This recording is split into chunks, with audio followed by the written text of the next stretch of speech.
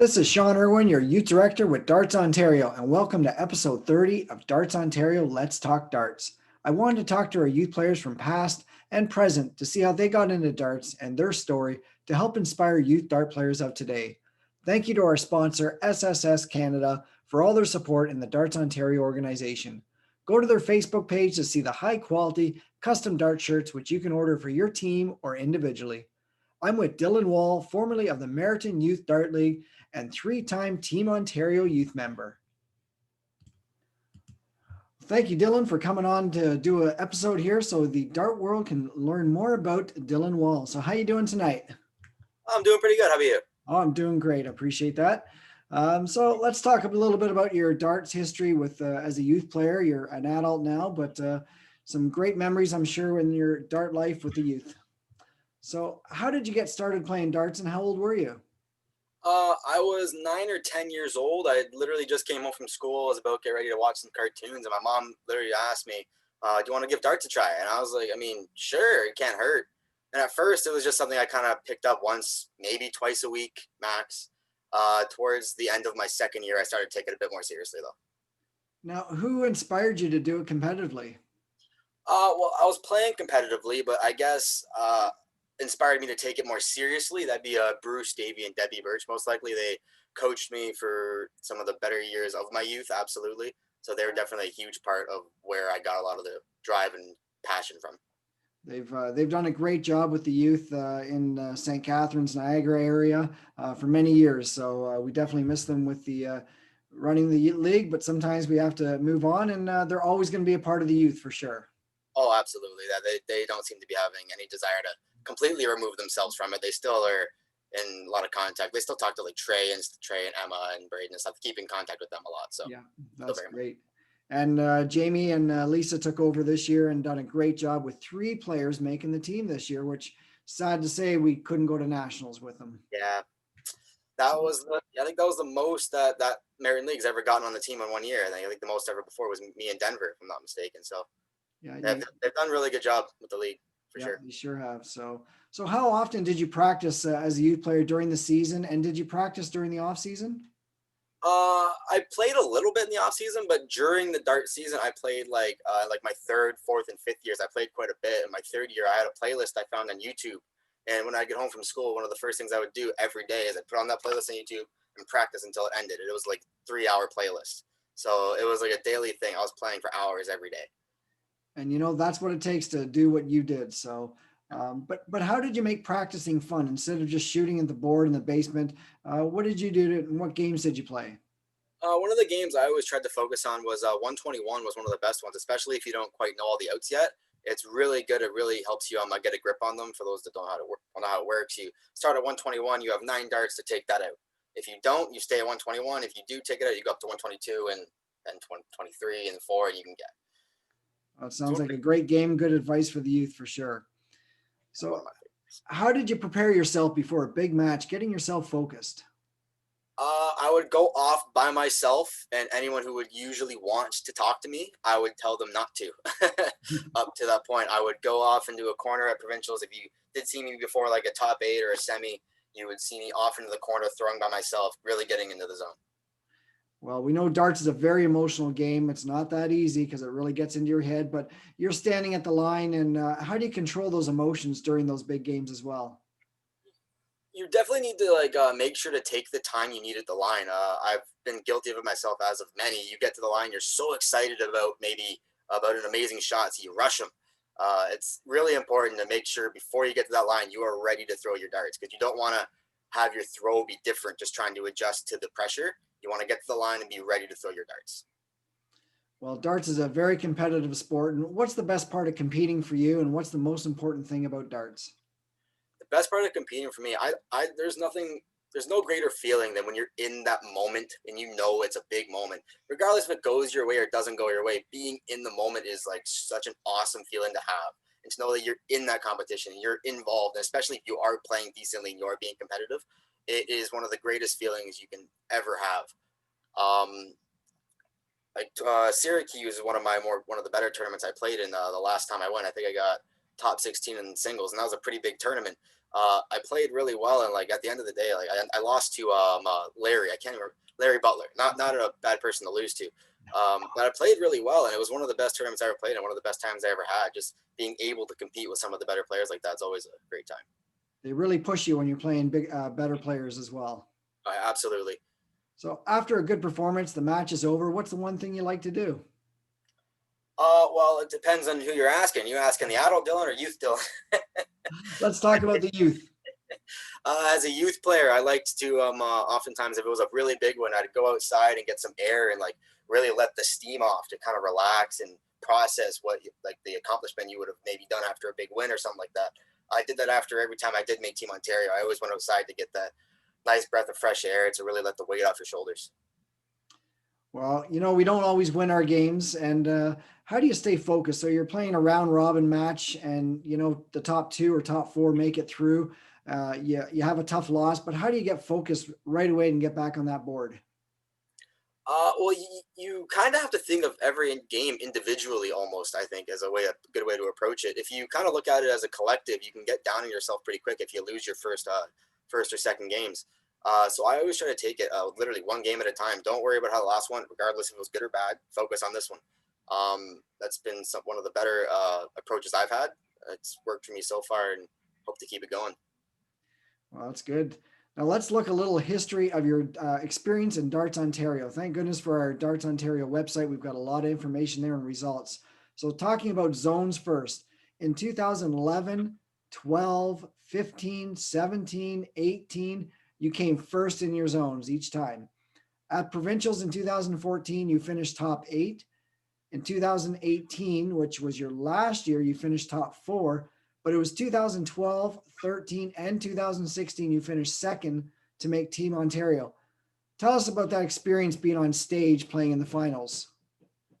Being on stage was interesting because the first time I played on was 2012 when I went to Thunder Bay, or like when for nationals, but it was at provincials.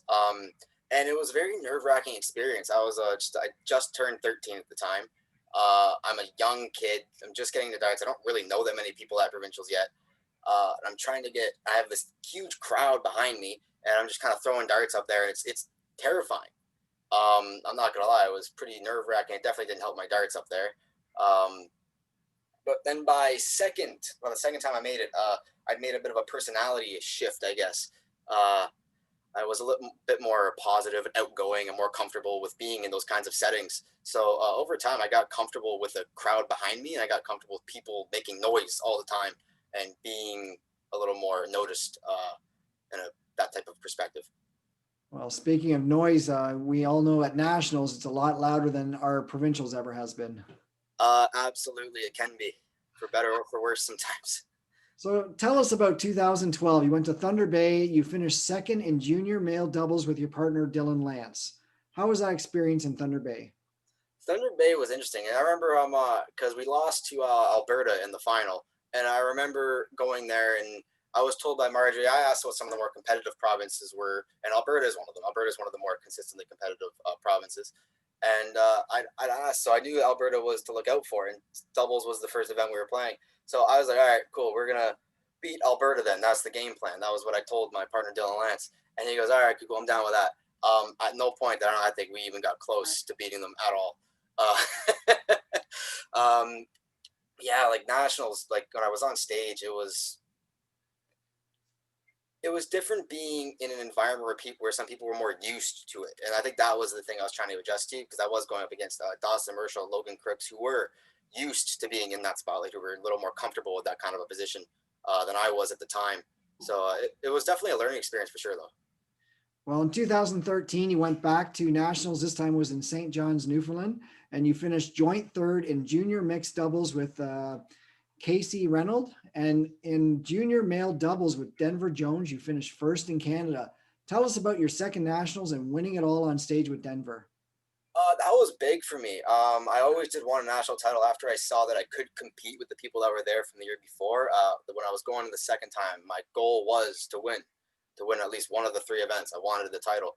So, and then when me and Denver got to the final, my first thought was, okay, don't do what you did last year and actually maybe play a little decently. And we both did. We both played pretty solidly in the final. Denver hit some big doubles that really helped us there, and it really got us over the Alberta that year. And then as for mixed doubles, it was funny. I'm not sure if people know this, but Casey actually messed up her leg not long before nationals that year. So she was playing with a pretty bad limp that year as well when we did get to the semifinals, and I was actually very surprised at how well she was throwing, given the pain she was probably in. I bet. And you did very well, that's for sure. And in 2016, you were back to nationals, this time in Richmond, BC, as a senior player. Tell us about your last youth nationals experience. My last youth nationals was, I think, it was 16 or 15, I don't remember, but it was in St. Catharines. Was it? Oh, was it? Yeah, I wanted to go to BC. I Okay, it never got wasn't to BC. BC. Okay, I think BC was the year before, I believe. yeah. I'm not mistaken. Yeah, St. Catharines. It was it was funny. I live in St. Catharines, so it wasn't much of a travel for me. But that was a huge year for those that do know and that were there. I did win the singles that year, and that was a huge moment for me because that's what I really, really did want to win, especially after coming off of a couple of rocky years of darts after a big growth spurt. So being able to get back to nationals and being able to compete was actually a really great time that year. I had an absolute blast with Travis and Denver and Mike and all the girls. Absolute great time. You guys did amazing. The whole team Ontario playing in your home city. So any other great success and memories in youth darts? In youth darts, memories. I wouldn't say it's a successful one, but I think it's one of the most important ones that I will never forget. It was actually against Travis in the semifinals. First year I made the team.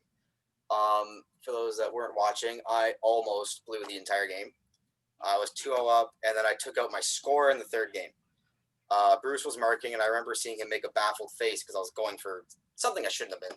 Took out my score, told Travis good game, and he was obviously I didn't win because I took out my score. So he went closed that, it came back, and then he almost came back in the third.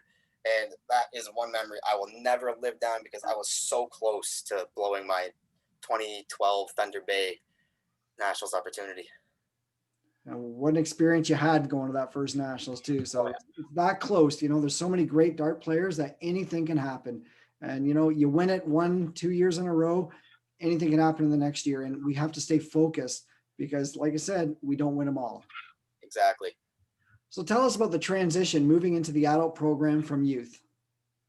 No, I was fortunate to have Bruce and Debbie for my transition because I've been playing adult tournaments since I was about 12 or 13 years old. So I was always used to that kind of environment and that kind of energy that comes with it. Nothing that when I got there was that surprising. Pretty much more so what I was expecting or used to because I mostly played adults anyways. So the transition wasn't particularly difficult for me, but that was largely because of the upbringing I was given. Now, how have you done in the Darts Ontario zone shoots and provincials as an adult? I have made it both years. Obviously, we couldn't compete at the provincials last year. It was unfortunately canceled, but I have made it to provincials every year so far as an adult. So it's going good. I can't complain. Having a good time. Good. And we know this was going to be your year, but yeah, you'll never know now. Exactly. It's a shame. So in the game of darts, we really have to be an expert at calculating in your head. How have you become so good at calculating and knowing what to shoot for and knowing what to leave yourself? When I started playing darts, none of my friends really played, but I did kind of play by myself. So I was put in a position where I had almost no choice but to learn the numbers. And I started to, and then by the time I started playing darts at Bruce and Debbie, I had a bit of a grip, and that's all that they really needed for me to be able to quickly learn the rest. By the time I started working with them, I knew most of my outs. I was solid at it at my age. By the time I was 14, I knew every out inside and backwards. So it helps huge being able to do the math that fast and being able to break it down quickly. The less time you have to pause in between your throws, the less time you have to think in between your shots or whatever, the better you are off at the end of it. See, it's not just great advice for youth, it's great advice for any dart player. Yeah, exactly. Anyone getting into it at all. So what are your goals, thinking that the season's going to be perfectly run this year and COVID's not going to take over? What's your goals for this year? Assuming I can keep my darts going, the goal would be to just get out to some tournaments. I've always loved darts because of the environment that comes with it. I love being around the people that play. It's an absolute great time. I was drawn to it from day one. when I first went to a dart tournament, and that's when I'm most excited about getting back to. Obviously, I love playing darts, but I miss everyone that I haven't seen in some time. Now, who are your biggest supporters as you competed in youth darts? As I competed in youth darts, well, obviously there are some obvious ones. Bruce, Debbie, obviously my mom, obviously some of my aunts and uncles. My nanny, when she was alive, she was still a huge supporter of my darts. That covers the gist of it. Outside of all the coaches that you know of, obviously Jamie has been watching me for some time now. Brian Menz, if you know her as well. I've had a lot of people in my corner. That's great. And did you play any other sports, or was it just darts as a youth? I had an interest in basketball, but I never played that much. As you can probably predict, I wasn't particularly good at shooting. I'm not sure if that would be surprising. Uh, but that's the only sport I really drew an interest to outside of darts.